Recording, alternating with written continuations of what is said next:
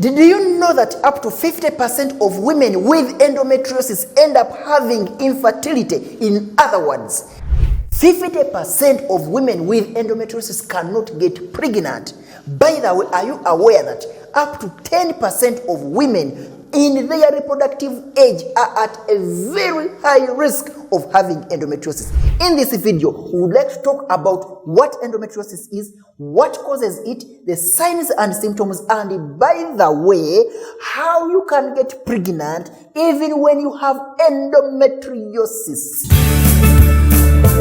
Ask Dr. Othman Sawawa. Hello my very good viewers, welcome to Ask Dr. Othman YouTube channel, a channel where you learn medicine at the comfort of your living room. I told you if you'd like to get in touch with me to have a private chat, a private conversation, go to my website www.drothman.com, book an appointment. I'll be right there to chat with you. And also, if you're watching this video, this channel for the very first time, please do not forget to subscribe and also press the notification bell in order to be notified of any important video we upload. And also follow us on all our social media platforms. The name is Ask Dr. Othman. And today we have a very important topic. This is very important, and therefore you should share this with your colleagues, with your friends, so that they can be helped. We are talking about a monster. A big monster called endometriosis. Endometriosis. This is a very big monster. Endometriosis. This is a very big monster we are talking about today. So, now, what do we mean by endometriosis? What do I mean when someone says endometriosis? What does it mean? Now, this is the thing. Because you know that I told you that we have this. Let's look at the human reproductive system or the uterus, because whatever I'm going to talk about is concerning the uterus. Now, this is our uterus.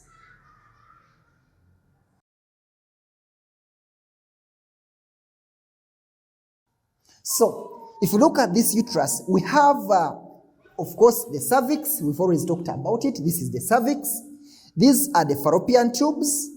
And then this is the ovary where we have the eggs. But now we want to look at this uterus. When you look at this uterus, it has 3 layers. It has this outer layer, it has the middle layer, and then the inner layer. Okay? So this inner layer here is called endometrium.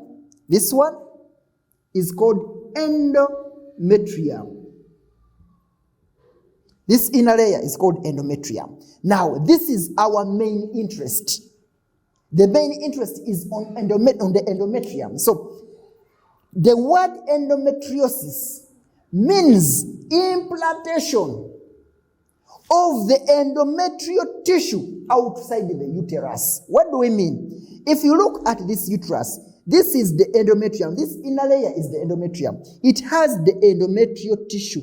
This is the endometrial tissue. It has the endometrial skin. Call it mass, call it cells, call it whatever. But this lining here, this lining is supposed to be here. If it implants itself outside the uterus, we call that endometriosis. For example, you can find that this endometrium has implanted itself in the pelvic peritoneum. What do we mean? Because if you look at this uterus, it is within the pelvis, okay? It is in the pelvic region.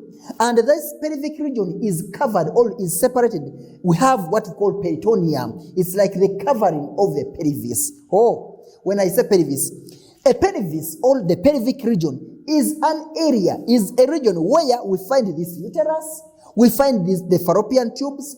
In other words, we find the body of the uterus, we find the fallopian tubes, we find the ovary, we find other structures like the bladder, like the rectum. All those structures are found in the pelvic region.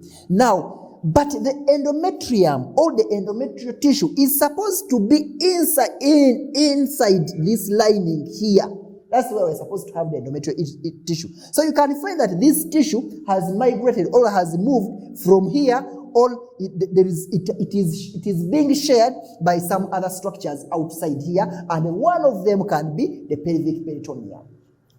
we can also have incidents whereby this tissue which is here it has implanted itself in the ovary. And you find that you have this tissue or you have these cells in the ovary. Do not forget we are talking about endometrium. I want to show you where this thing comes from, where it originates. So you can find it in the ovary.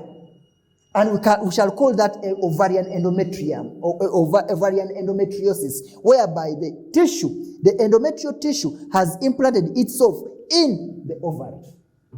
You can also find it surprisingly in the rectum. By the rectum, I mean the large intestine.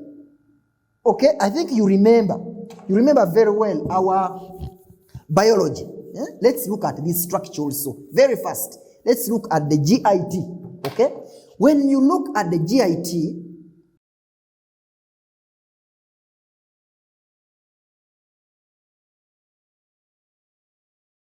I think all of you remember this.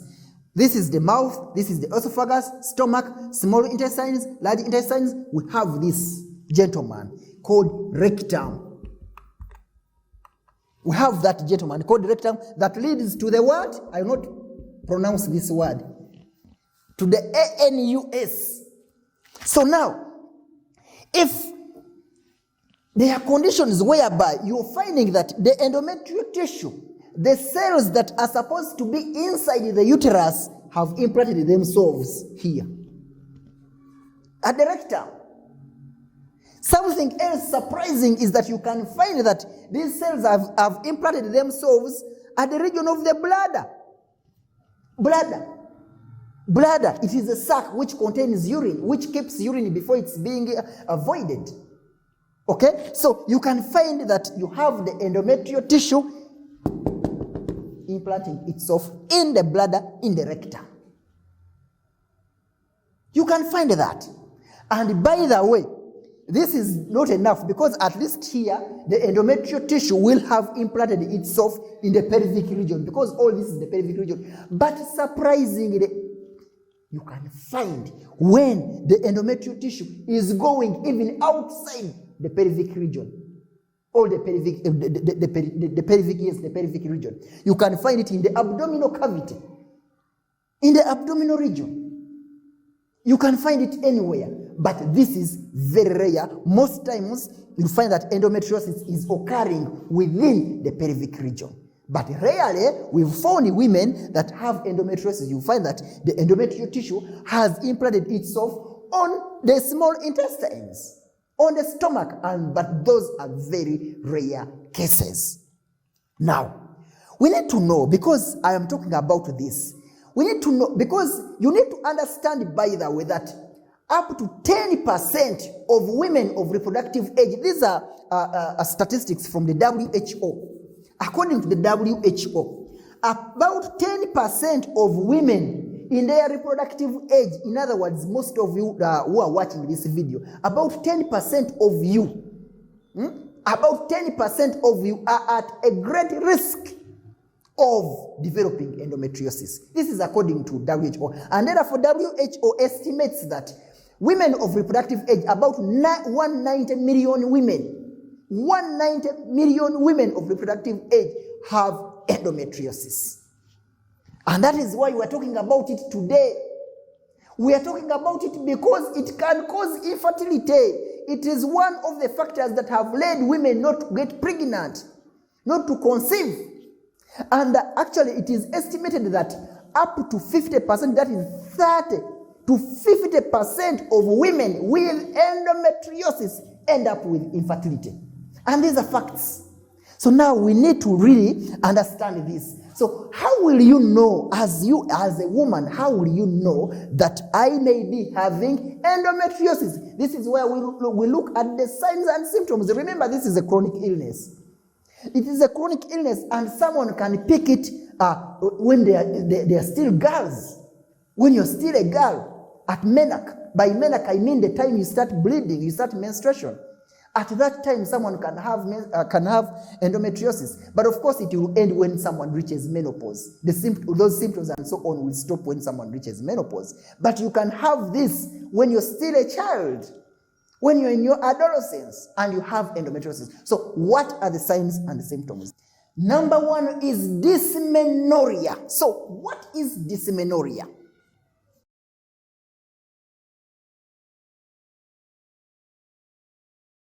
Dysmenorrhea. What we mean by dysmenorrhea, we mean painful, and in this time we shall say severe dysmenorrhea or severe painful menses. These women with endometriosis have severe pain during their periods. When periods start, and actually most of them, it even starts before, just like a day or 2 days before their periods. They will have severe menstrual pains. And actually, some of them will even continue. Even after periods, 2 to 3 days, they are still having those severe pains. And that should click. That is one of the signs of endometriosis. So if you have severe period pains, it should click into your mind that you should investigate for endometriosis. And number 2 is dyspareunia. This, I love these words. Dyspareunia. By dyspareunia, we mean pain during sexual intercourse. Some women will have pain during sexual intercourse. And actually, if you have painful periods, coupled with pain during intercourse, sexual intercourse, think about endometriosis. And then number 3, we talk about proctitis. Proctitis. By proctitis, we mean pain during defecation or pain when you are passing out stool. You know, you find someone in the toilet and they are making a lot of noise. That kind of noise. They are feeling a lot of pain when they are passing out stool. That is one of the signs of endometriosis. And another one is dysuria.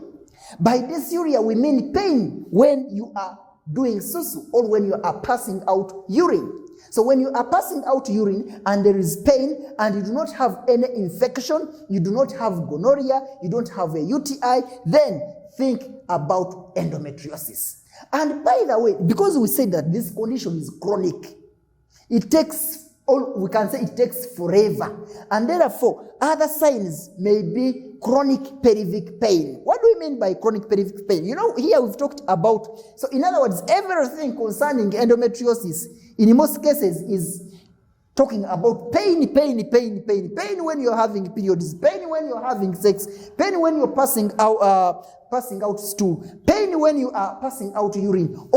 It's all concerning pain. Now, there is also what we call chronic pelvic pain, whereby someone feels pain, lower abdominal pain almost every time.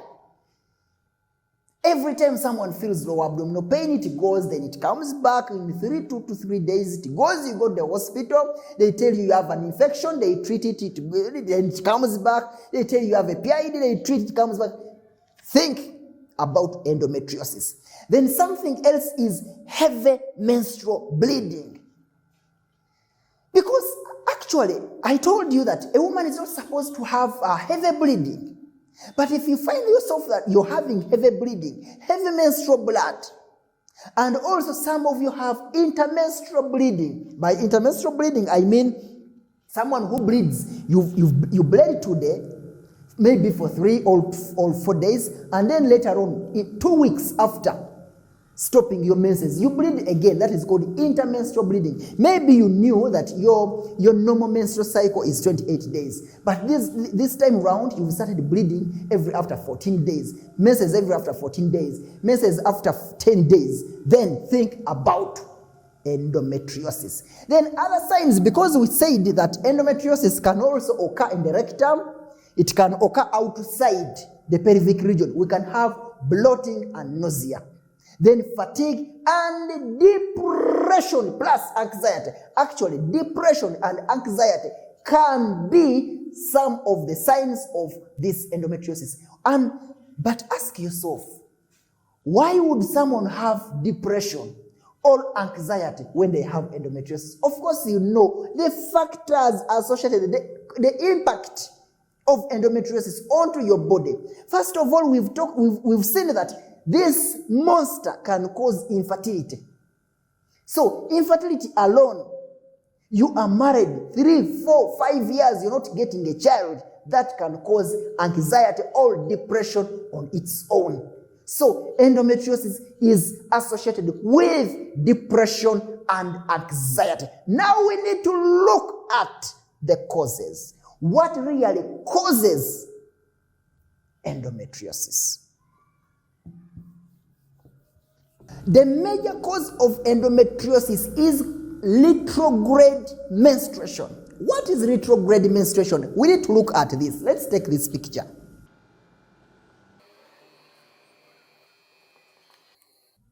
So, retrograde menstruation is when there is flow back of menstrual blood during your periods. What do we mean? Usually, when someone is to have menses or when blood flows from, because we know, all of us know, that bleeding occurs in the underlining of the uterus. It's this endometrium that sheds off, okay? I've ever taught you this, that's why I'm not going deeper. It's this endometrium that sheds off. When it sheds off, you will see bleeding. And what is the flow of blood? Blood will move from here, from wherever it is coming from in the underlining of the uterus, and then it will flow like this. Move through the cervix, power up to your V. So that's how blood flows from here, from the uterus to the cervix to your V. That is how menstrual blood is supposed to flow. But we can have an incident whereby there is a flow back of blood. How? Instead of blood, all the blood passing through the cervix, going to the V, you'll find that some is going up, passing through the fallopian tubes, and some of it come to the ovaries. And this is what we call retrograde menstruation. Some of the causes, what can cause this condition, the one we are calling retrograde menstruation? There are women who have small or little, the opening, the cervical opening is small. When it is small, for example, you have a large volume of blood, and then this opening is small. Okay, the opening is small, but you have a large volume of blood. And remember, the uterus is continuing to shed. Therefore, you can have retrograde menstruation. Some will pass through, but again, blood can also go to the ovary. And therefore, you'll have, that's what we talked about, the ovarian endometriosis, because there is flow back of blood. Now, this blood that flows back contains endometrial tissue. It contains endometrial cells.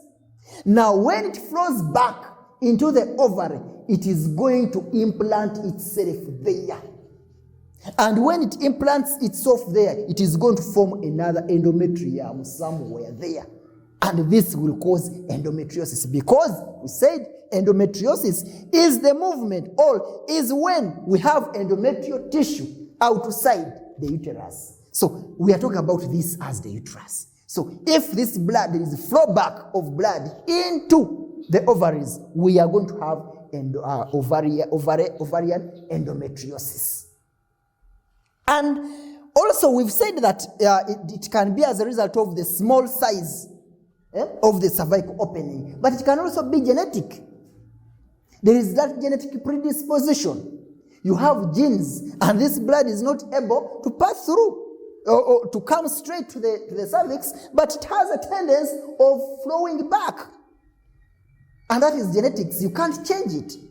So you'll end up with endometriosis in the ovary. And if this blood, by the way, because remember, we have this ovary, but this fallopian tube ends here, and then there is the fimbrial end, whereby if this blood comes, it can even overflow and go to other areas. It can find itself at the rectum. It can find itself at the bladder region, or any other area within the pelvic cavity, and at the end of the day, you'll have endometriosis. What else can cause endometriosis is cellular metaplasia. Today I'm bringing a lot of big words, but I know you'll understand. What do we mean by cellular metaplasia? Usually, we can have cells changing from one shape to another. Actually, this can be a normal process, especially when someone is growing. When you are growing, especially, for example, when you are young, the endo and the ectocervix, they tend to change from one type of cell to another type of cell. Now that is too much. Okay, let's now take it like this. That at times, you may be having a cell called A, and it changes from A to B. Let's take it like that. You have a cell called A or type A changing to cell type B. It can be normal in some circumstances, but it can also be abnormal. So now, if cells outside the uterus change from their normal cells from type A, and then instead of becoming some other type of cell, they instead become the endometrial cell, endometrial tissue. At the end of the day, we are going to have development of those cells into tissues, forming an endometrium somewhere outside the uterus, and someone is going to end up with endometriosis. Another cause of endometriosis is called stem cell migration. Someone, I was discussing with someone, I was like, but it is not very common. It is. Remember, these are cells, okay? This endometrium is made up of cells, and the stem cells are the ones that make up the endometrial cells. Like, it's the way you hear the word stem, the endometrial tissue stems up or stems from the stem cells. Now, these cells can migrate. If you only studied about rural-urban migration, or you studied about the Bantu and rural migration, now there is migration of stem cells. Stem cells can migrate, move from the endometrial area or from the endometrium, from within the uterus, and move outside the uterus. And this will cause what they call endometriosis. Then lastly, which is not so common, is long-term exposure to estrogen, or what we call long-term exposure to estradiol. You know, especially women who take long to conceive and so on, they tend to have long exposures to estrogen hormone or to estradiol. And you know that the estrogen hormone is responsible or is known for causing inflammation of the endometrial tissue. It is known for growth, stimulation of growth of the endometrial tissue. It is also the one associated with causing pain when you have endometriosis. So those can be the causes of endometriosis. Now, but the main point is what to do. What can I do? In other words, what is the treatment? Because you've already known what it is, what causes it, but now what can you do? What can you do? This is what you're supposed to do. When you have endometriosis or when you have those symptoms, go to the hospital. Check with the doctor. The doctor will ask for the signs and symptoms. We'll ask what we call history taking. And if we talk about the other signs we've talked about, pain here, it will cling into the doctor's mind that probably this is endometriosis. And what is going to be done? Number one is an ultrasound scan, a pelvic ultrasound scan. We shall do a scan.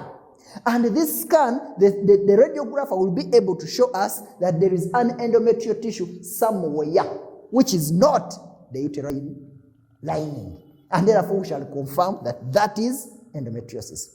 Then we can also do MRI scans or magnetic resonant imaging scans. They can also show you that you have endometriosis. Then lastly, we can do histology. Because a scan can see, or an MRI, those scans can see that probably there is a tissue somewhere here. But we want to be sure. Yes, it is showing this tissue. The scan says this tissue is really similar to the tissues that are found at the underlying of the uterus. But now we need to confirm. What we are supposed to do is to take a biopsy, to take a sample of this tissue to the laboratory and confirm whether these cells are really cells of the endometrium, and that is called histology. So when we do those tests, we shall have sealed everything. We shall have confirmed that this person has endometriosis. Now, after confirming that you have endometriosis, the next thing is treatment. How is this going to be managed? What is the treatment? One, you need to understand that there is no cure. Oh, now people are going to get, there is no cure, complete cure. If you have endometriosis, there is no complete cure for this disease. However, we can give you treatment to relieve symptoms, okay? To make sure that you do not have that pain, that severe pain. And also, this treatment will depend on your fertility intentions. What do I mean by fertility intentions? You'll find that someone has this endometriosis, it has caused infertility, and they really want to have children. Therefore, this will be a very big factor when we are managing this endometriosis. Now, but we should understand that the main drugs, the mainstay drugs are, number one, NSAIDs, non-steroidal anti-inflammatory drugs, all those normal painkillers you see. And when we are giving these painkillers, because we have what they call the analgesic ladder, we start from the weakest up to the strongest. Okay? So when you're starting these painkillers, these pain medications, even NSAIDs, start from the weakest up to the strongest. And then the second line medicine or the second line treatment, we can go for hormonal medicines. Okay? Hormonal medicines. And when we are talking about these hormonal drugs, we are talking about the gonadotrophin releasing hormone and analogs. The gonadotrophin releasing hormone analogs. And these will include the likes of pills, the usual family planning pills. They can be used when you're managing this endometriosis. We can use the implant. Now, that's why I said when we are managing, when we are treating this endometriosis, we must put in mind, at the back of our mind, we must know your fertility intentions. So for a woman who wants to conceive, we shall not be giving you these hormones I'm talking about, because we have the pills, the usual family planning pills, you know, we have the implant, okay, we have the injections, all those 3 months and 1 month injections for family planning, we have the patches. We also have those hormonal IUDs. Now, for someone who no longer wants, they don't want to have any more children, we can give them those medicines. But those that will want to have children, we shall not give them that medicine. We shall only give them the other NSAIDs and the painkillers, and then we shall do this. There is what we call surgery. We can do surgery. Surgery can be done on this endometriosis, and the aim of this surgery is to take away the scars, is to take away the lesions, is to take away the adhesions. So you do surgery to take away adhesions, lesions, or scars. And you can also do, for those of you who can manage, you can do a laparoscopy. A laparoscopy, you know, with the laparoscopy, they don't open the whole abdomen, it's just a pinhole. They just make some small holes on your abdomen and then do the surgery very well using those cameras. Now, if someone wants to conceive, we are going to also give this person fertility drugs after doing this. We can combine surgery with drugs for superovulation. By superovulation, we are talking about planned ovarian stimulation. We have to stimulate this ovary. But before doing all this, we are going to first run your fertility hormonal assay. We are going to do tests. All those tests have to be done. The fertility hormonal assay, we know your blood group, we know our pelvic ultrasound scan has showed us everything. Now, they can do a surgery, then after surgery, we do what they call ovarian hyperstimulation, planned all ovarian super ovulation. And when we do that super ovulation, then we can give you medicines and then you conceive.